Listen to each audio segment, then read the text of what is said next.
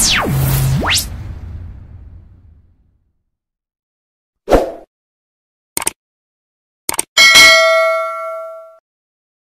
bertanya, dok, sebenarnya saya harus ke psikiater atau saya harus ke psikolog? Nah, ya. itu dok. Jadi kalau psikiater itu adalah sebenarnya dokter, Pak Eko.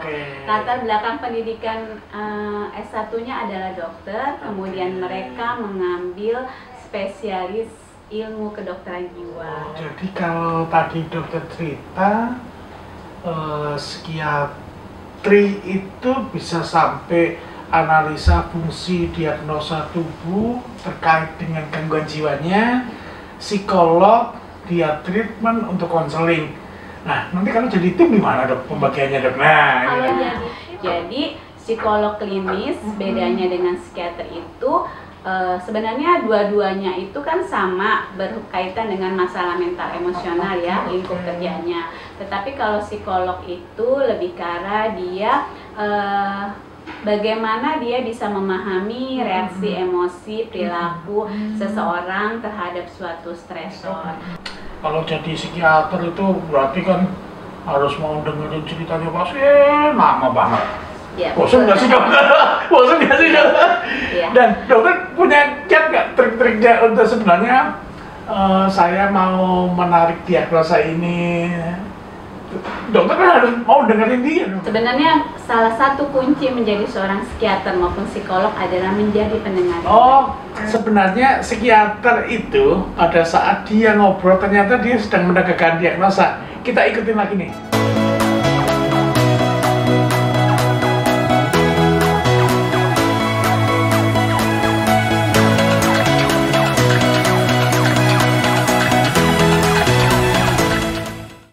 Beliau namanya Dr. Galianti Wihandareni, SPKJ, MARS.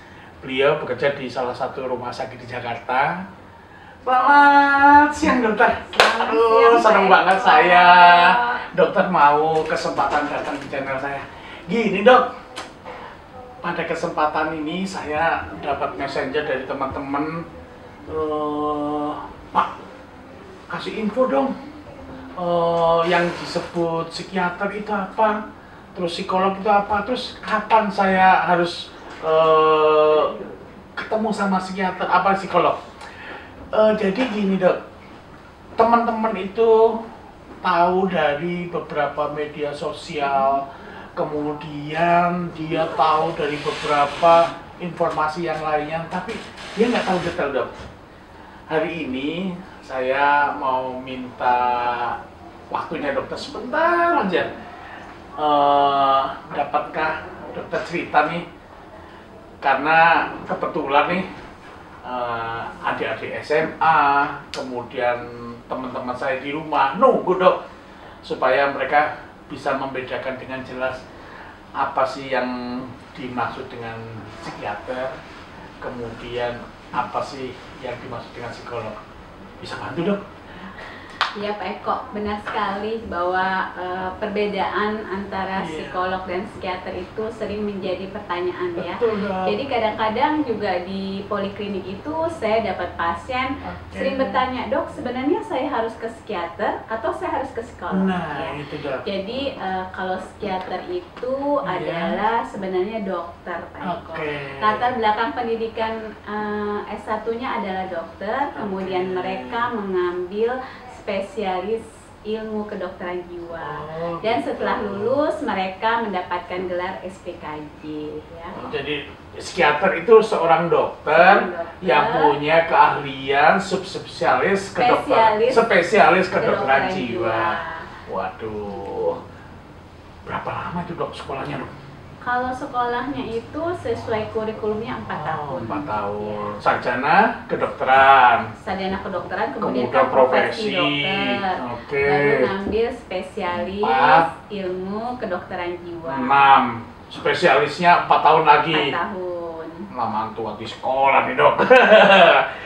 Oke dokter, kalau psikiatri itu lingkup kerjanya apakah dia harus di rumah sakit aja atau di mana aja nih dok? Sebenarnya kalau psikiater itu lingkup kerjanya luas juga sih Pak Eko. Oke. Bisa di rumah sakit. Di rumah sakit. Rumah sakit itu kan ada rumah sakit khusus jiwa, ada rumah sakit umum, bisa juga praktek mandiri, bisa juga di klinik-klinik. Klinik-klinik swasta gitu ya Dok ya. Bahkan psikiater itu juga sebenarnya bisa juga bekerja seperti di lembaga-lembaga sosial seperti gitu ya. Jadi bukannya dia berpraktek di sana ya, tetapi bisa juga berperan lain, misalnya sebagai narasumber seperti itu. Soalnya gini Dok, hampir semuanya saya aktivis Dok. Jadi saya kalau misalnya ada bencana, ada kegiatan huru-hara, kami selalu bentuk tim Dok. Selalu mutlak di situ harus ada psikiater. Lu ngapain Dok di sana Dok? Sebenarnya psikiater itu cakupan kerjanya cukup luas ya. Jadi pertama mungkin seorang psikiater itu tentunya dia menegakkan suatu diagnosis dari gejala-gejala gejala-gejala klinis yang dialami oleh seorang klien. Dari tegakan diagnosis itu tentunya seorang psikiater itu bisa merencanakan tata laksana apa yang dibutuhkan oleh klien ya atau pasien. Jadi tata laksana itu bisa secara farmakologi yaitu dengan obat-obatan, juga non farmakologi ya bisa dengan psikoterapi misalnya seperti itu.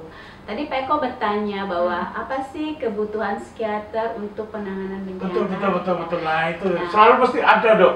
Seperti kita ketahui bahwa bencana itu kan suatu stresor. Bahkan bencana itu bisa stresor yang katastrofik. Seperti pada saat tsunami Aceh, itu atau gempa bumi, atau juga termasuk peperangan ya. Nah, di mana orang-orang yang mengalami kondisi stresor yang cukup besar itu atau berat, itu bisa mengalami masalah-masalah mental emosional. Seorang psikiater bisa melakukan suatu deteksi dini di mana orang-orang tersebut atau mereka yang mengalami stresor tersebut mulai mengalami perubahan-perubahan emosi dan perilaku. Tentunya kita berharap tidak jatuh ke dalam suatu gangguan jiwa ya. Jadi ketika mereka sudah memahami stresor tersebut dan mereka bisa melakukan sesuatu terhadap stresor tersebut, sehingga stresor itu bukanlah jadi suatu hal yang berat yang bisa merubah emosi, perilaku, bahkan pikiran mereka. Gitu ya Dok. Pantesan kalau ada bencana, orang udah susah, udah mikir gini, bikin sakitnya. Saya baru tahu nih. Pantesan kok setiap ada tim kami di siaga bencana selalu diminta wajib Dok. Wah, harus ada psikiaternya nih. Karena ternyata saya baru tahu kalau itu kompleks. Ini yang dibutuhkan sama teman-teman, bahwa kami merubah yang biasa menjadi luar biasa, itu artinya semacam edukasi buat masyarakat nih. Karena masyarakat juga bingung. Dok, izin Dok, kembali lagi Dok. Jadi tadi sudah ngomong terhadap psikiater. Yang psikolog Dok? Ya. Kalau psikolog itu latar belakang pendidikan mereka adalah sarjana psikologi. Kemudian biasanya mereka mengambil magister. Tentunya yang berhubungan dengan atau yang dekat ya hubungannya dengan psikiater itu adalah psikolog klinis. Nah, jadi psikolog klinis bedanya dengan psikiater itu sebenarnya dua-duanya itu kan sama berkaitan dengan masalah mental emosional ya, lingkup kerjanya. Tetapi kalau psikolog itu lebih ke arah dia bagaimana dia bisa memahami reaksi emosi, perilaku seseorang terhadap suatu stresor. Kemudian dia juga bisa menjadi teman untuk diskusi ya, bagaimana menangani stresor atau situasi lah, tepatnya situasi tersebut, sehingga situasi itu tidak mengganggu tadi 3 aspek tadi ya, pikiran, perilaku, dan emosi dari seseorang. Nah, kemudian bagaimana dia istilahnya berdamai mungkin ya dengan situasi tersebut, atau dia membuat respon yang positif terhadap situasi tersebut. Nah, biasanya seorang psikolog itu men-treat atau menterapi pasiennya atau kliennya itu dengan konseling, juga dengan psikoterapi, tetapi memang mereka beda dengan psikiater, tidak bisa memberikan resep obat ya. Tapi mereka bisa menyarankan ketika mereka misalnya mendapatkan gejala-gejala, oh jangan-jangan pasien ini menderita gangguan skizofrenia, kemudian mereka menyarankan untuk melanjutkan pengobatan kepada psikiater. Oh, jadi kalau tadi dokter cerita psikiatri itu bisa sampai analisa fungsi diagnosa tubuh terkait dengan gangguan jiwanya, psikolog dia treatment untuk konseling.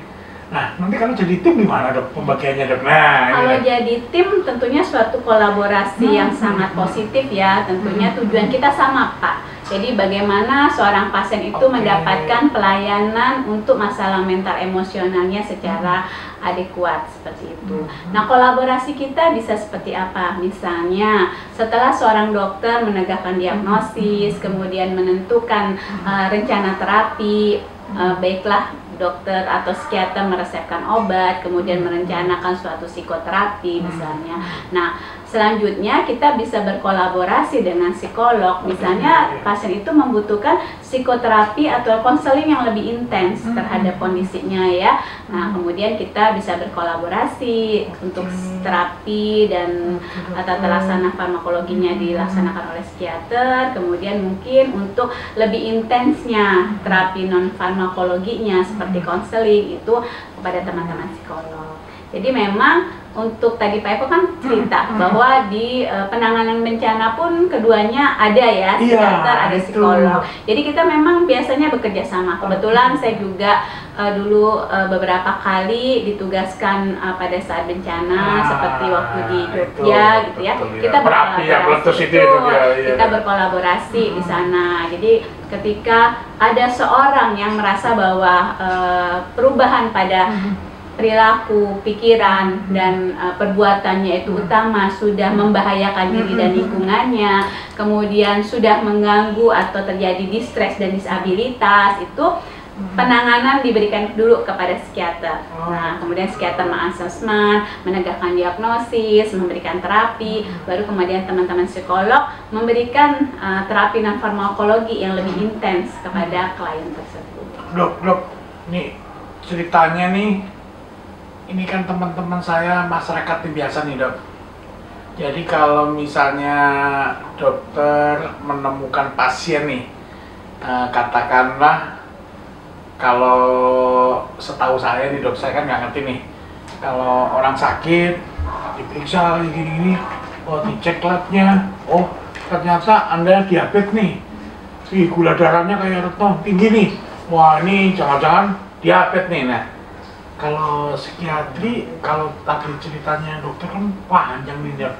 Ceritain dong dok, berapa lama sampai dokter bisa menemukan bahwa ini psikiatri, kemudian harus dirawat, terus dikatakan sembuh, tidak sembuh, atau long term, atau apa istilahnya saya nggak ngerti dok. Gimana dok pengalamannya dokter aja nih cerita supaya teman-teman tahu nih. Nah, ini bahasan yang menarik soalnya dok. Sebenarnya cukup panjang ya Pak Eko ya. Iya. Jadi biasanya kita itu menegakkan diagnosis kepada pasien itu pertama dari anamnesis ya.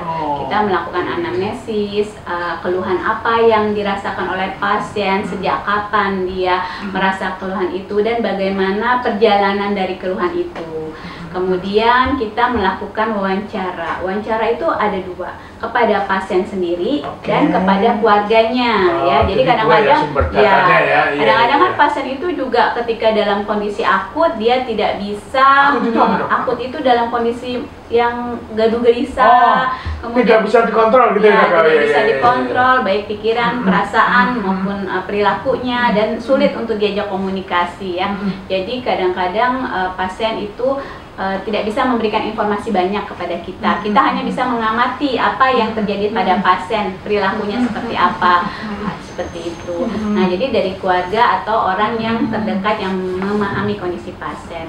Nah, dari pemeriksaan anamnesis kita bisa juga melakukan tetap dilakukan pemeriksaan fisik ya. Kita melihat apakah ada temuan-temuan fisik pada pasien tersebut ya yang kita khawatirkan ada hubungannya dengan kondisi fisik umum. Mengakibatkan ya karena bisa kondisi fisik umum. Contohnya pada seorang pasien yang menderita diabetes mellitus. Nah, ketika misalnya glukosa darahnya itu tinggi, terjadi hiperglikemi, itu bisa terjadi perubahan perilaku. Ya. Nah, perubahan perilaku dari mungkin awalnya juga ada perubahan pada kesadaran, kemudian perubahan perilaku. Nah, bisa terjadi demikian. Bukannya itu simptom, Dok? Kalau orang hiper, otomatis dia kayak mau pingsan atau kekurangan lagi, kan berarti bukan kejiwaan, Dok? Tapi bisa, karena ada kondisi fisik yang mempengaruhi kerja otak. Nah, jadi seperti yang saya sampaikan tadi ya. Termasuk misalnya ada pasien yang tiba-tiba setelah mengalami kecelakaan kemudian mengalami perubahan perilaku. Ya, bisa saja terjadi ada gangguan di otak akibat benturan atau mungkin ada trauma ya. Saraf-saraf impuls gitu ya, ya bisa perdarahan otak lah misalnya seperti itu yang mengenai area-area tertentu dari pengaturan saraf emosi kita, pikiran kita atau perilaku kita yang akhirnya tampak secara klinis itu perubahan dari perilaku maupun emosi. Nah, jika dibutuhkan kita juga bisa melakukan pemeriksaan penunjang. Penunjang baik itu dari laboratorium, kemudian mungkin seperti juga CT scan, ronsen untuk menegakkan diagnosa itu membantu menegakkan diagnosis. Ya.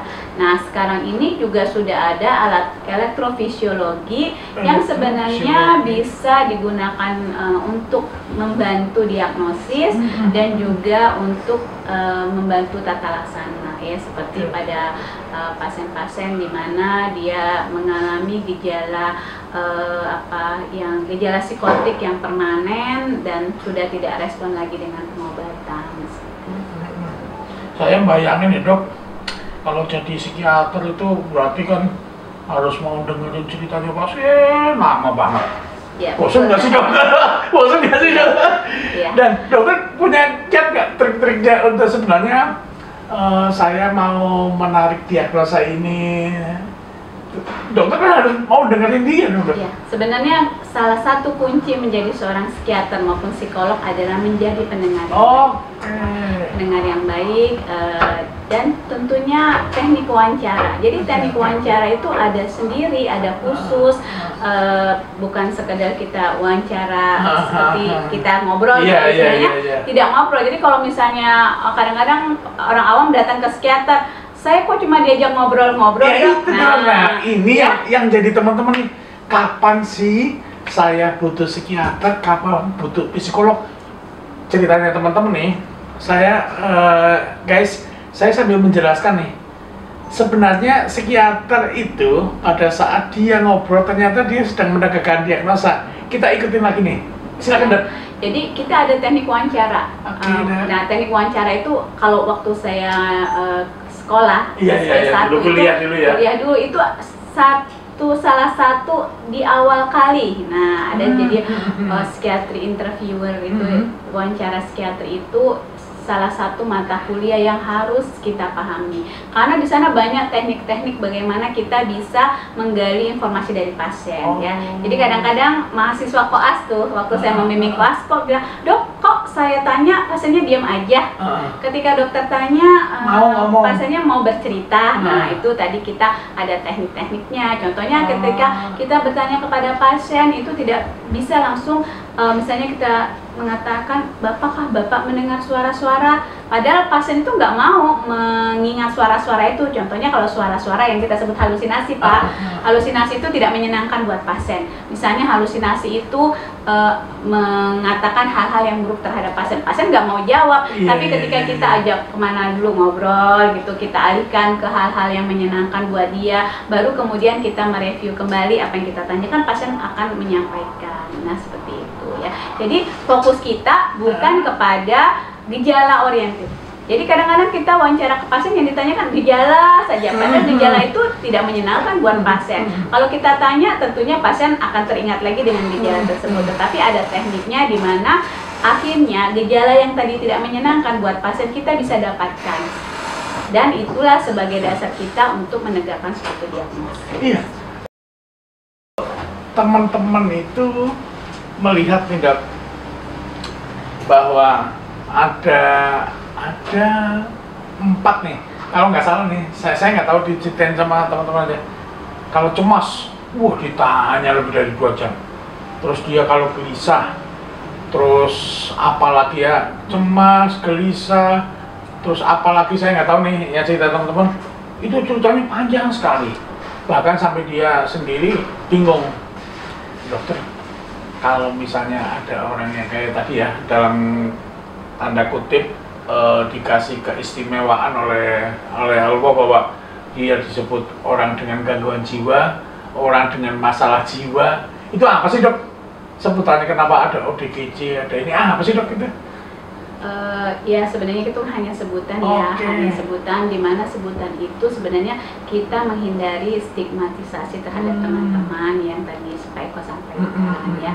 Jadi itu supaya jadi tidak menghargai jadi kesannya itu kan kalau misalnya seseorang itu didiagnosis sebagai gangguan jiwa itu, aduh kayaknya dunia itu udah seperti apa, menakutkan, nanti lingkungannya juga merasa mesti miring lah Dok, mesti ngomong miring lah Dok negatif ya, seperti jadi untuk menghilangkan kesan negatif itu dibuatlah istilah-istilah yang supaya lebih familiar dibanding mohon maaf kata-kata yang selama ini sering disampaikan ya. Nah tadi juga disampaikan berapa lama kita butuh waktu untuk menegakkan diagnosis. Nah itu tidak bisa kita patok untuk setiap orang, tergantung kondisi pasiennya ya. Beberapa rumah sakit menerapkan juga sistem, bukan menerapkan sistem ya, tapi mempunyai seperti indikator waktu lah. Ketika kita melayani pasien baru itu misalnya 45 sampai 60 menit gitu ya. Tapi itu bukan ya, bukan harus dapat ya. Supaya kan kita melihat berapa sih kebutuhan dan kemampuan seorang psikiater melayani pasien dalam 1 hari, jadi dibuatlah indikator tersebut. Tapi itu tidak mutlak. Bahkan kalau misalnya kita sangat membutuhkan informasi itu bahkan satu setengah jam bisa saja terjadi ya. Tapi intinya kita tidak boleh memaksakan hendak kita untuk mendapatkan informasi sebanyak mungkin itu kepada pasien. Itulah Dok, itu uniknya di situ loh yang tadi disebut bahwa masing-masing pasien dengan keilmuan dokter tidak bisa diukur bahwa harus selesai 60 atau ini kan sesuatu yang bukan alat ukur. Saya bisa memahami karena dia bukan barang, sehingga 31 menit selesai batasan waktunya sebagai indeks kinerja. Kami diskusi pada saat saya pergi ke Dubai, ke Korea, ada semacam artificial intelligence, dia itu banyak teknologi, sebuah teknologi yang bisa membantu seorang psikiater untuk bisa lebih mengkerucut mendekati diagnosanya. Di Indonesia selama ini kami psikiater itu masih menggunakan prinsip hierarki diagnosis ya. Jadi kita dari hierarki, memang kita ada hierarki diagnosis. Diagnosis yang paling tinggi itu ya semua gejala ada di sana. Nah, jadi kita biasanya wawancara itu terus itu mengerucut. Jadi kalau kita udah terbiasa, kita akan melihat menyingkirkan dulu. Kalau kita pakai PPDGJ itu pakai F kodenya, F0 tersingkirkan, turun lagi ke F1, turun terus ke F2 sampai kita mengerucut gejalanya dan kita bisa membuat si pasien ini dia kemungkinan besar gejalanya di blok ini. Nah itu nanti kita perdalam lagi sampai kita menentukan diagnosis ya. Jadi memang kadang-kadang juga diagnosis saya berubah Dok, kemarin ini, sekarang ini. Kadang juga pasien suka bertanya gitu. Mungkin itu bisa saja karena pada saat wawancara pertama, misalnya kunjungan pertama, kita belum mendapatkan informasi tersebut ya. Kadang pasien lupa gejala apa saja yang sudah dia pernah alami, bagaimana perjalanan penyakitnya, episodenya seperti apa. Nah ketika pertemuan kedua, pasien kita ulang tanya lagi, pasiennya, oh ingat pernah dok, dulu saya pernah mengalami ini, yang tadinya diagnosis A, kita ubah menjadi diagnosis B berdasarkan data yang baru kita temukan. Tetapi itu semua bukan berarti dokternya tidak pandai atau salah mendiagnosis. Tadi kan saya sampaikan, kita tidak bisa memaksa pasien untuk memberikan informasi sebanyak mungkin dalam waktu yang sesaat gitu, seperti itu. Jadi memang butuh waktu. Guys, ternyata jadi dokter psikiatri itu panjang dok. Saya nggak tahu nih harus menyadari seperti apa. Tapi teman-teman, kita bisa mengetahui nih, ternyata kalau kita ketemu sama psikiatri, kita bisa kupas tuntas habis nih. Bahkan kita bisa ditelanjangin diri kita, rahasia kita. Hati-hati kalau ngomong sama psikiatri. Dokter, itu mitos. Mitos ya. Dokter, saya tanya lagi nih dok, supaya teman-teman mau menggulutin dan tahu persis terkait dengan psikiatri dok. Apakah selama pengalaman dokter ataupun kenapa dokter Gali Manicin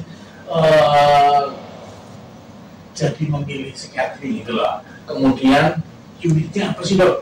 Sehingga teman-teman bisa mengetahui secara jelas. Sebenarnya perjalanannya cukup unik ya Pak. Saya itu menjadi seorang psikiater. Pertama, didahului ketika saya bekerja di rumah sakit jiwa itu secara tidak sengaja sebenarnya. Tidak pernah saya sebelumnya akan berkarir di rumah sakit jiwa ya. Jadi, Tuhan pada saat itu saya iseng itu mau mencoba PNS itu seperti apa ya. Jadi saya ikut tes PNS. Berarti dokter di rumah sakit pemerintah ini ya dok? Ya, pemerintah ikut tes PNS. Kemudian qadarullah saya diterima di rumah sakit tersebut. Nah, kemudian saya menjalankan tugas saya sebagai dokter umum di sana. Nah, pada saat itu memang jumlah psikiater itu masih terbatas. Jadi kami dokter umum itu mendapatkan pelatihan bagaimana menangani pasien-pasien dengan gangguan jiwa itu secara lebih komprehensif ya. Jadi memang itu salah satu syarat waktu itu dokter umum di rumah sakit tersebut sebelum terjun itu mendapat pelatihan. Jadi sehari-hari tugas saya selain juga kemudian saya membantu psikiater, bahkan pernah juga saya belajar elektrokonvulsi terapi, jadi asistensi seperti itu. Nah itu kurang lebih 1,5 tahun saya mengabdi sebagai dokter umum. Kemudian saya ditawarkan untuk sekolah. Pada saat itu saya boleh mengambil apa saja. Di sana masih butuh dokter penyakit dalam, dokter anak. Tapi pada saat itu saya melihat bahwa psikiatri itu menarik. Kemudian saya juga melihat dari saya seperti ini. Jadi adalah di psikiatri itu ada namanya juga ciri kepribadian. Ciri kepribadian itu seperti ini. Kadang-kadang saya juga jadi belajar bagaimana saya dengan adanya saya ini, saya bisa beradaptasi dengan lingkungan. Jadi sedikit saja saya orangnya obsesif kompulsif, perfeksionis gitu. Jadi semua harus tertata gitu. Tapi kan kalau seperti itu bisa mengganggu nih relasi saya dengan teman-teman ya. Jadi kadang-kadang kalau orang nggak rapi, nggak sesuai waktu, nggak teratur, saya menjadi tidak nyaman. Tapi ternyata itu kan tidak baik buat diri saya. Nah jadi dari situ kemudian dari situ saya tertarik juga nih dengan ilmu psikiatri. Dan waktu itu kan saya masih belum dalam ya ilmu psikiatrinya, hanya paling kalau pasien skizofrenia gejalanya A, B, C, D, skizofrenia, depresi A, B, C, D, depresi. Tapi saya belum bisa menggali lebih dalam untuk pasien-pasien tersebut. Akhirnya saya memilih pada saat itu mengambil spesialis ilmu kedokteran. Di mana, di Jakarta juga? Alhamdulillah dapatnya di Jakarta. Oh, di Jakarta. Baik dokter, sebuah perjalanan yang panjang bahwa ternyata jiwa itu kompleks sekali. Saya malah berpikir ini pendapat saya dok dari diskusi teman-teman saat ini dengan adanya kemajuan teknologi, dengan adanya kemajuan inflasi, ekonomi macam-macam, kami malah, ini pandangan kami yang awam, justru banyak orang yang kelihatan sehat itu bermasalah dalam jiwa, dok. Ini kedepannya nih, dok. Karena gini, kemarin kami punya masalah, dok, di lingkungan kami. Jadi 2 tahun kemarin COVID, dok. Anak-anak dipaksa pakai HP, anak-anak dipaksa berinteraksi dengan teknologi yang tahapannya itu tiba-tiba, dok. Nah, sekarang tiba-tiba putus lagi nih, dok. Yang pertama, kemarin kami cerita tentang adab sopan santun mulai hilang, dok. Ngapain harus ngomong-ngomong ini? Kasih aja WA, bilang gitu. Terus ada beberapa anak-anak yang kecil itu sosialisasi terhadap tetangga, bahkan ketakutan, dok. Jadi yang terakhir itu termasuk anak saya juga nih. Atau nggak tahu, guys, pendapatnya sama nggak? Dia lebih suka diam di kamar, dia senang pegang gadgetnya, asik dengan dirinya sendiri nih. Itu satu. Menurut dokter itu perkembangan kejiwaan yang baru atau gimana? Karena yang tadi kita ceritain tadi adalah yang selama ini teman-teman tahu, schizofren, bipolar, macam-macam, dan itu kelihatan nih. Nah, sekarang kelihatannya perubahan daripada paradigma gangguan jiwa atau kejiwaan yang bertanya itu geser gimana, dok? Nah, ini kita pendapatnya sedikit. Benar sekali Pak Eko. Saya juga beberapa kali mendapatkan orang tua yang berkonsultasi. Jadi kadang-kadang memang keluarga pasien sebelum membawa pasien ke kita, dia berkonsultasi dulu dengan kita, menceritakan kondisi anggota keluarganya ya, apa yang terjadi selama ini, dan juga yang tadi Pak Eko bilang bahwa anak-anak mulai merubah kebiasaan. Kalau dulu masih suka bersosialisasi, diajak mau gitu ya, kemudian ada bermain sama teman, tapi dengan situasi pasca pandemi ini mereka sudah terbiasa sekitar 2 tahunan ini semuanya berkomunikasi via teknologi ya. Jadi mereka sudah asik tuh dengan teknologi. Bahkan sekarang saya lihat juga belajar bersama itu udah by Zoom. Padahal kan yang perlu itu interaksi ya, sosialisasi. Ya. Nah, sebenarnya kalau itu dilakukan dan sudah mulai terjadi gangguan atau terhadap gangguan terhadap kehidupan sehari-hari, distres dan disabilitas terhadap kehidupan sehari-hari ya, itu sudah menuju ke arah gangguan.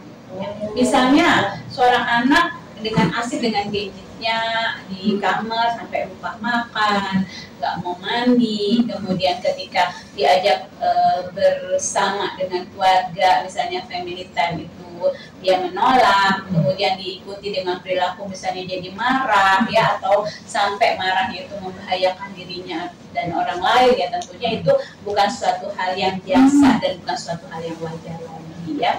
Jadi lebih baik untuk mencegah jangan sampai terjadi gangguan yang lebih berat. Untuk anak-anak yang tersebut ya dilakukan asesmen ya. Jadi sebenarnya psikiater itu juga bukan hanya mengobati, kita juga bisa melakukan asesmen. Dan untuk asesmen itu untuk melihat apa, deteksi dini atau gimana? Ya, semacam deteksi dini lah ya. Jadi kita mau lihat misalnya kapasitas mental seseorang dan juga bagaimana kondisi dia saat ini ya. Nah, itu tentunya kalau memang kita temukan dari pemeriksaan tersebut, biasanya by test ya, dengan tes. Nah, di Jakarta ada di rumah sakit tempat saya kerja juga ada unit ya bahkan ya. Nah, nanti kalau misalnya kita sudah, oh ternyata misalnya orang ini ego strength-nya rendah gitu, tingkat emosinya tinggi, misalnya seperti itu, nah kita bisa lakukan asesmen lebih lanjut dengan wawancara. Nanti itu bisa distimulus itu ya. Kalaupun nanti setelah hasil wawancara, oh ternyata dia memang sudah gangguan dan butuh pengobatan, tentunya kita menyarankan untuk melanjutkan dengan pengobatan. Oke, betul. Wah, ini menarik. Mungkin saya perlu waktu khusus nih. Kalau dokter berkenan, karena nanti saya dapat respon dari teman-teman, karena ada beberapa hal. Silakan komen, sampaikan pertanyaannya sehingga saya bisa mencari narasumber atau minta bantuan waktu daripada Dokter Galianti. Seperti tadi dijelaskan, ternyata yang saya ceritakan bisa mendekati nih. sebuah tren karena dampak modernisasi. Dokter, satu lagi nih dok, yang terakhir mungkin mau izin nih karena dokter mau praktek lagi. Teman-teman nanyakan nih, bagaimana sih caranya menjadi seorang psikiater yang baik nih? Kita tanya yang sekolah deh. Gitu. Jadi indikator psikiater yang baik itu apa dulu ya? Gitu. Apakah pasiennya yang banyak, atau pasiennya sedikit tapi pasiennya banyak menjadi stabil? Itu agak sulit juga ya. Ya, jadi tentunya kalau menjadi psikiater ya kita harus sekolah dulu. Ini pesan teman-teman supaya nambah psikiater nih. Gimana dok? Jadi memang tadi seperti saya sampaikan bahwa tentunya kita harus tertarik dulu dengan psikiatri. Nah, kemudian kita sekolah ambil SP1 atau bisa lanjut SP2 kalau memang ada SP itu apa dok? Spesialis. Oh, spesialis kedokteran jiwa, terus kemudian ada kekhususan lagi gitu. Ya. Masih ada sub lagi dok? Ada sub. Nah, kemudian juga tentunya kita setelah jadi psikiater kita harus mau mengupdate ilmu kita ya, ilmu kita karena selalu terus berkembang. Dan tentunya setelah diupdate itu juga kita rajin mempraktekkan. Dan satu yang tidak kalah adalah kita harus mempunyai komunikasi yang baik ya, baik terhadap pasien, keluarga pasien maupun kepada sekitarnya termasuk teman sendiri. Oke. Jadi guys, menjadi seorang psikiatri yang baik adalah bagaimana dia menempuh pendidikannya, kemudian dia mengimplementasikannya, terus kemudian dengan jam terbangnya dia melakukan komunikasi yang baik. Dokter, terima kasih banget atas waktunya. Mudah-mudahan teman-teman tergambarkan bagaimana seorang psikiatri, bagaimana seorang psikolog, kapan kita butuh psikiatri, kapan kita butuh seorang psikolog. Terima kasih dokter, waktunya terima kasih banget. Mudah-mudahan menjadi barokah. Itu bisa menjadi luar biasa. Perlu sebuah pembuktian, kerja keras dan konsisten. Kita tidak pernah bisa memilih kita menjadi orang dengan gangguan jiwa, orang dengan masalah jiwa, atau kita tidak sadar bahwa kita termasuk di dalamnya. Ini adalah sebuah diskusi kecil supaya kita paham, supaya kita mengerti bagaimana posisi kita. Mudah-mudahan kita semua termasuk di antara 3 golongan tersebut. Anda yang mana? Silakan pahami. Terima kasih. There's a place I have found in the shade on the ground, far from all worries and troubling sound. When I go there to be by myself, only me, no one can guess what I came there to see. There's a sun in the sky, there's a cloud drifting by, all kinds of birds make you wish you could fly. And in the distance I see someone waving.